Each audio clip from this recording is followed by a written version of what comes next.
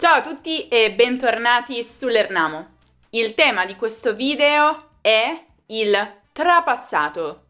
Vedremo insieme come si forma e come si usa e cercheremo di chiarire anche alcuni dubbi che lo riguardano. Domande che più o meno tutti gli stranieri che imparano l'italiano hanno. Iniziamo immediatamente.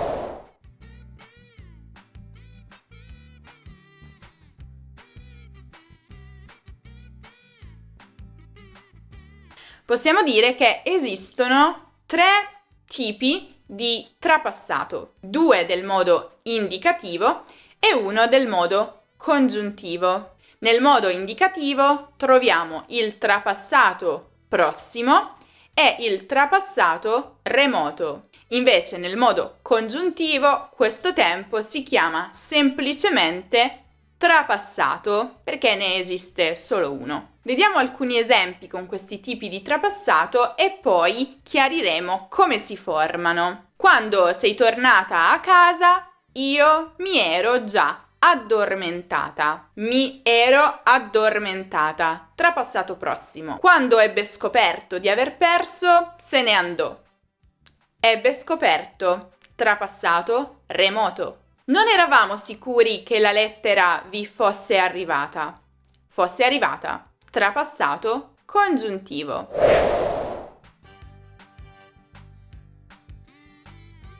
Dunque, vediamo nel dettaglio come si formano questi tipi di trapassato. E cominciamo dal primo, che è il trapassato prossimo dell'indicativo. Questo si forma con l'imperfetto indicativo dell'ausiliare, quindi essere o avere, più il participio passato del verbo. Niente di troppo complesso. Era stanco perché aveva studiato troppo. Aveva studiato. Il trapassato remoto dell'indicativo, invece, si forma con il passato remoto dell'ausiliare, quindi essere o avere, più il participio passato del verbo. Non si fermò finché non fu arrivato alla meta. Fu arrivato. E infine il trapassato congiuntivo si forma con l'imperfetto congiuntivo dell'ausiliare, quindi ancora essere o avere, più il participio passato del verbo. Nessuno ci avrebbe disturbato se tu avessi chiuso a chiave la porta.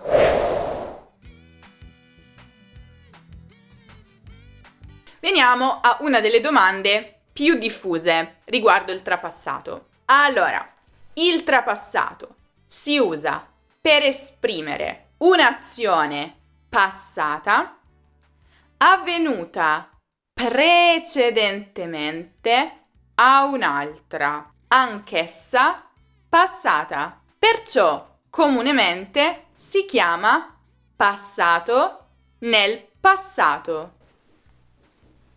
Questa quindi è la regola generale del trapassato. Adesso vediamo invece come si usano i diversi tipi di trapassato nello specifico. Il trapassato prossimo dell'indicativo. Ripeto, si usa per indicare un'azione successa nel passato, ma ancora prima di un'altra sempre passata. È il verbo che esprime quest'ultima azione può essere all'imperfetto, al passato prossimo o al passato remoto dell'indicativo. Vediamo degli esempi per chiarire meglio.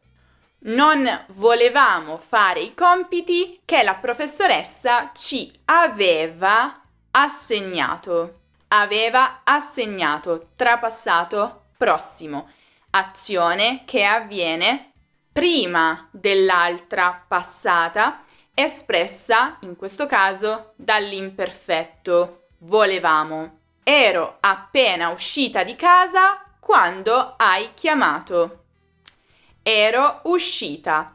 Azione espressa al trapassato prossimo che avviene prima di un'altra passata, espressa dal passato prossimo. Hai chiamato. Persi il volo perché avevo fatto tardi. Stessa cosa, avevo fatto trapassato prossimo, che indica un'azione accaduta prima di un'altra sempre passata, espressa in questo caso dal passato remoto, persi.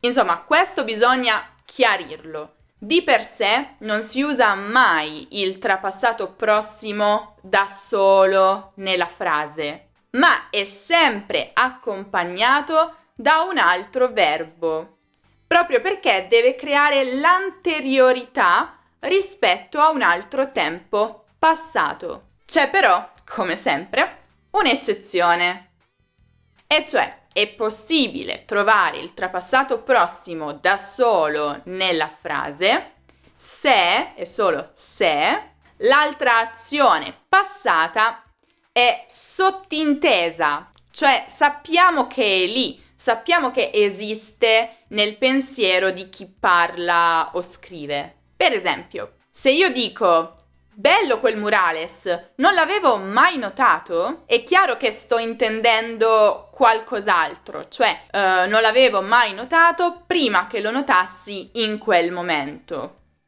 O se io dico non avevo mai mangiato un piatto così buono, è chiaro che anche qui sto sottintendendo una parte della frase, prima che lo mangiassi in quell'occasione. Quindi solo in questo caso è possibile trovare il trapassato prossimo da solo nella frase.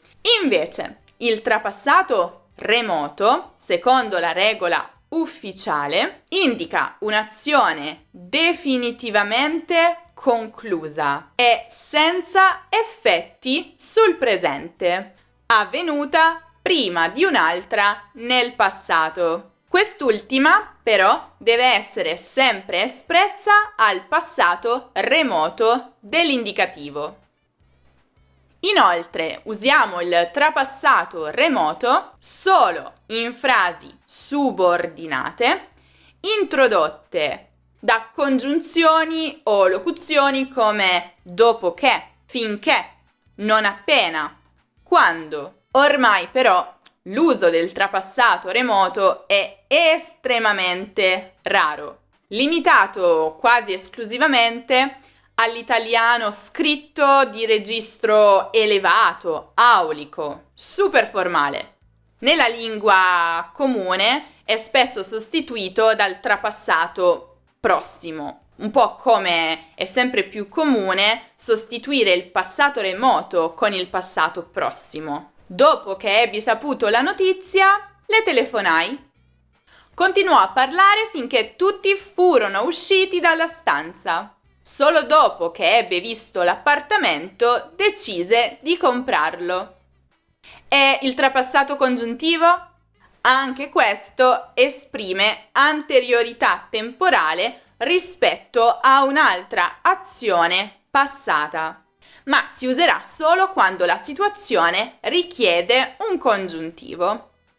Viene usato in frasi secondarie introdotte da forme verbali al passato, come indicativo imperfetto, passato prossimo, passato remoto, trapassato prossimo, ma con verbi che richiedono il congiuntivo, verbi che esprimono soggettività, dubbio, incertezza, sentimenti. Ma si usa il trapassato congiuntivo anche in frasi subordinate introdotte da un condizionale passato e talvolta anche un condizionale presente.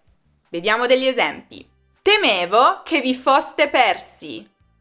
Ho pensato che mi avessero fatto uno scherzo. Vorrei che tu mi avessi raccontato tutta la verità quel giorno. Ci sarebbe piaciuto che loro fossero rimasti più tempo con noi. Si può inoltre usare in frasi subordinate introdotte da congiunzioni come senza che, malgrado, nonostante, a meno che, a condizione che. Sono andati comunque alla festa, malgrado avessero lavorato tanto nella mattina. Gli avrebbero offerto la cena a condizione che fosse rimasto con loro. Risposta secca: no. Molti stranieri, quando sentono la definizione passato nel passato, pensano che il trapassato possa essere usato per indicare un tempo molto lontano. Ma in realtà no, non c'è alcuna correlazione tra anteriorità nel passato e lontananza nel passato. Il trapassato in sé indica solo anteriorità nel passato, come abbiamo detto finora, ma non dà alcuna indicazione su quanto lontano nel tempo gli eventi che descrive siano accaduti.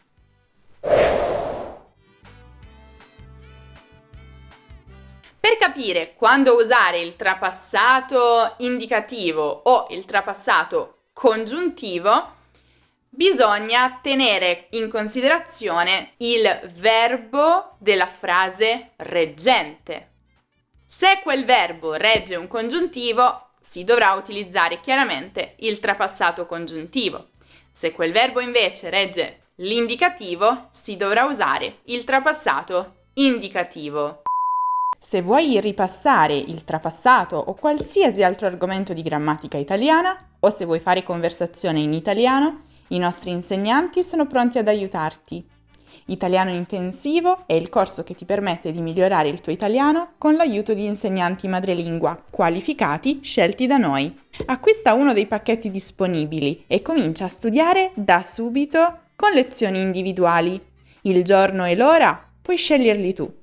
Il link è in descrizione. Se avete ancora dubbi su quando non usare il congiuntivo italiano, non dimenticate di guardare il video dedicato proprio a quando usare il congiuntivo, quando è necessario utilizzarlo. E lo trovate come sempre qui in alto nella card o giù in descrizione, ma sempre in descrizione trovate anche il link per il video su quando non usare il congiuntivo. Se il video vi è piaciuto o vi è stato utile, lasciate un bel mi piace e non dimenticate di iscrivervi al canale. Se vi va, lasciate anche un commento utilizzando uno dei trapassati che abbiamo visto nel video. A voi la scelta, ma mi raccomando, usatelo nel modo opportuno. Se invece cercate un qualsiasi altro argomento di grammatica o di cultura italiana, potete passare dal nostro sito lernamo.com e non dimenticate di seguire Lernamo anche su Instagram, su Facebook, su Twitter, su Pinterest, su TikTok e su Telegram. E altrimenti noi ci rivedremo prestissimo in un nuovo video.